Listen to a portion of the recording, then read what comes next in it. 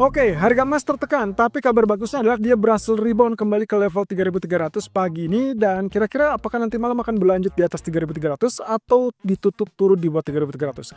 Ya, kabar bagusnya adalah mirip dengan apa yang kemarin kita ulas ya, bahwasanya level terjauh penurunan itu diperkirakan akan berada 3255, 3260. Dan tebak, ternyata low tadi malam itu tersentuh 3268, dan itu berarti menandakan support yang kita tandai seminggu terakhir ini relatif efektif. Kira-kira apakah ini akan berdampak lebih lanjut atau tidak? Ini dia ulasannya. Oke, yang perlu saya ingatkan di sini, kita masih menghadapi 3 rintangan tersisa. Yang pertama dari data ekonomi nanti malam adalah inflasi PCE.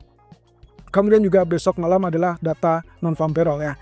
Kemudian yang kedua tentunya terkait dengan deadline tarif yang tentunya akan mengakibatkan goncangan ataupun gejolak dari pasar, termasuk juga kalau misalkan ada ketidakstabilan, dan itu berarti ya kesenangannya ataupun ya mungkin saja menunjang untuk masalah safe haven.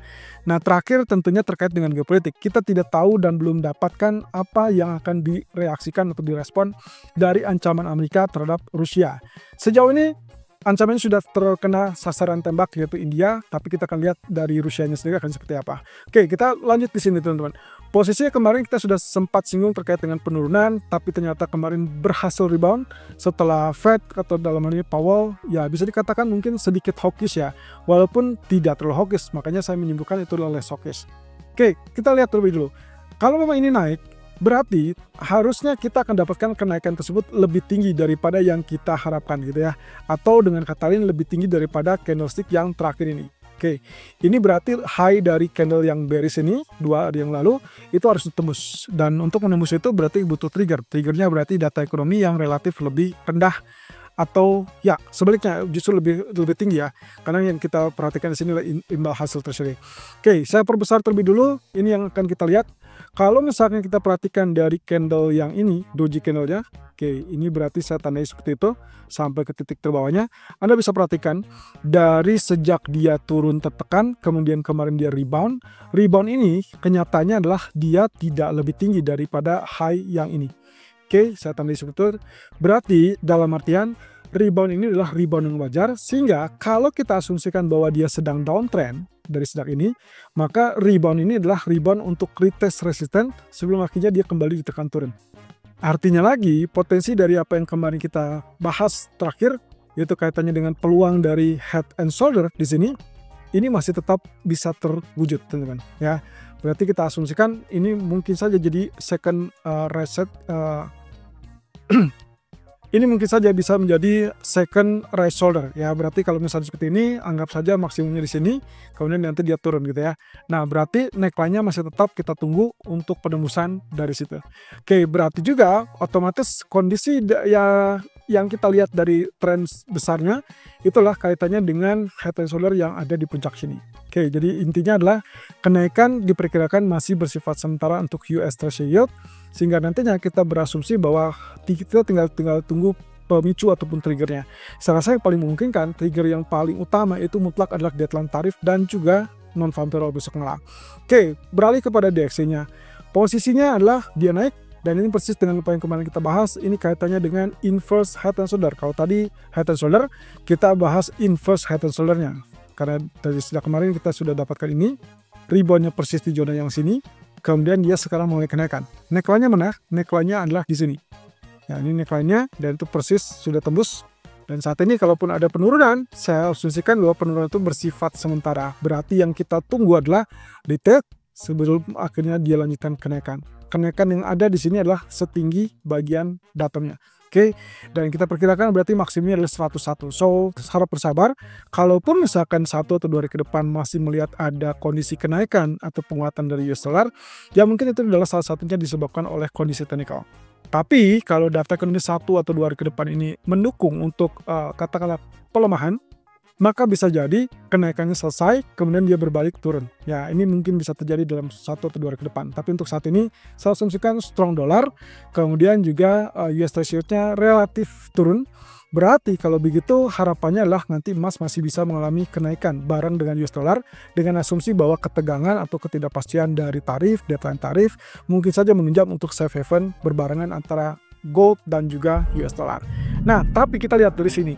Posisi pound sterling sebetulnya belum terlalu aman teman-teman, apalagi belum ada data ekonomi, sehingga asumsi saya setelah ditekan oleh US dollar, maka kecenderungannya adalah tekanan berikutnya dari internalnya, yaitu katanya dengan BOE. Gubernur BOE mengatakan sinyal untuk penurunan suku bunga itu tidak terhindarkan, jadi masih akan terjadi. So, yang kita bahas di sini adalah kaitannya dengan potensi head and shoulder yang sudah confirm, sudah resmi saat dia tembus 1.3370 ini ya, dan itu berarti 2 atau 3 hari yang lalu. Nah, so far dia sudah turun di situ, berarti kita asumsikan neckline ini ya saya ambil seperti ini. Nah, berarti Anda bisa paham kondisi ini.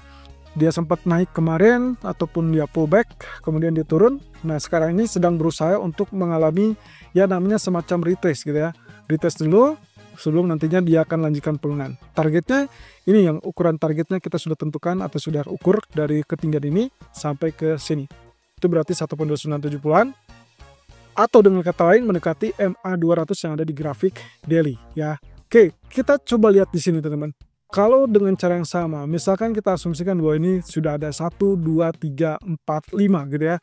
5 kali penurunan dengan catatan ada satu candle doji yang di situ sedikit mengganggu gitu ya. Apakah ini berarti pertanda bahwa penurunan sudah selesai? Kemudian ternyata tidak juga, dia mengalami penurunan. Nah, apakah ini berarti akan ada pertanda atau gejala untuk dia rebound atau katakanlah mungkin sebagai reversal bullish? Jawabannya tergantung dari level high candle sebelumnya. Berarti candle kemarin itu tertingginya adalah di 1.3385 ya.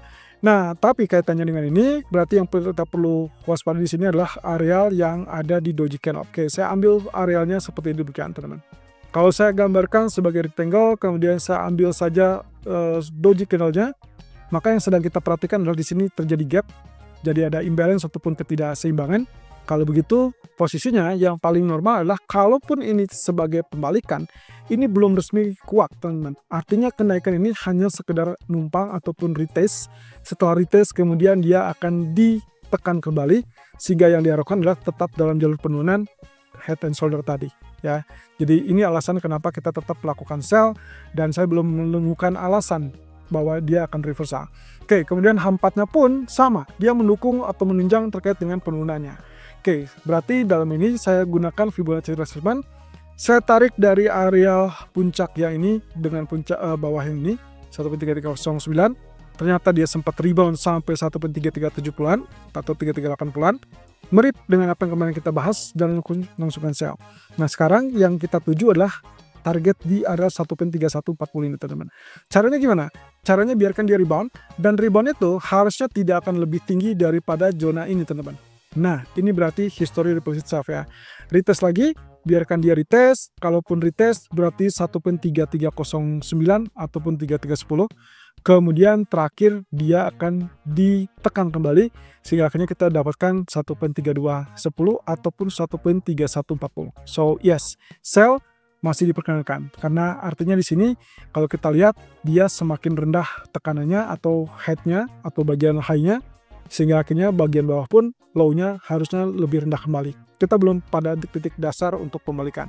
Oke, kemudian untuk crude oil sendiri, saya masih kecenderungannya melihat dari sisi lain, posisi dari daily-nya masih kecenderungan cakep banget. Di sini double bottom-nya dan neckline-nya sudah ditembus, sehingga kemungkinan harusnya terjadi kenaikan lanjutan dan target totalnya adalah 73. Ini dengan catatan ketegangan tarif mungkin bisa menghalangi, tapi kalau misalkan lihat dari tarif yang diajarkan kepada Rusia, ya otomatis itu akan mendorong harga kembali mengalami kenaikan. Jadi untuk hari ini, H4, saya tidak berharap dia turun terlalu banyak, biarkan dia turun sampai zona orange itu, mendekati, lalu kemudian Anda boleh buy di situ, untuk kelanjutan kenaikan sampai zona hijau atau mendekati zona hijau. Di mana zona hijau itu sendiri, itulah kalau Anda lihat, arealnya kurang lebih berada di kisaran ini teman-teman. Saya ambil dari candle yang ada di tanggal ini. Ya, ini tanggal 23 Juni. High-nya 7491 dan low-nya 72.57. Berarti kalaupun Anda mau exit, segera keluar saat dia sentuh pertama kali ke 7290 ya. Untuk mencegah kemungkinan terburuk bahwa dia masih terlampau kuat sehingga akhirnya dia tekan turun.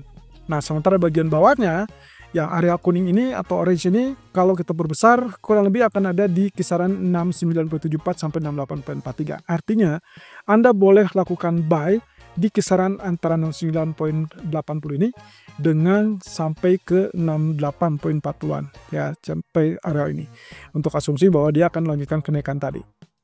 Nah, sebaliknya, kalau ternyata semua permasalahan beres, Anda boleh switch strategi menjadi sell seandainya terjadi tekanan turun di bawah 68 kembali, artinya 6800. Dan ini mirip dengan kejadian di grafik H1-nya emas, teman-teman.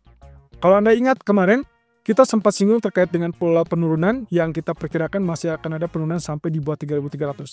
Ekspektasi saya pertama adalah waktu itu akan terhenti atau tertahan di level 3285. Tapi kalau Anda perhatikan di artikel termasuk juga di video teknikal kemarin, kita sudah bahas ada kemungkinan juga paling rendahnya adalah level terendah waktu tanggal 27 Juni 2025. Dan itu adalah di level 3255, 3260. Coba perhatikan, dari gejala pergerakannya sendiri, itu jelas.